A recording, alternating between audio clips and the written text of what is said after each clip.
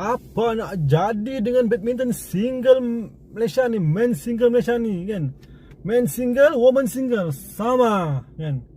Paling jauh boleh pergi round 16, paling jauh boleh pergi second round, paling jauh boleh pergi second round. Tak pernah nak lepas ke separuh akhir, suku akhir. Pedih mat kan? Sampai bila semalam Leong Junhao kalah kepada Farhan daripada Indonesia. Hari ni Justin Ho kalah kepada Antonsen. Okey, ni kita faham. Justin Ho kalah kepada Antonsen. Memang padulah Antonsen tu kan. Tapi yalah, sampai bila mat kan? Sampai bila? Round 32 Leksana kan kalah dengan An Soyong. Fahamlah kita. Go Jinwei kalah juga.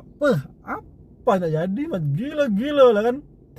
Kali ni memang lepas kejuaraan dunia ni agak drop lah performance Malaysia dalam badminton ni. Entah apa yang merasuki. Hopefully semuanya ni boleh berubah menjadi baik semula ya. Okay. Good luck badminton Malaysia.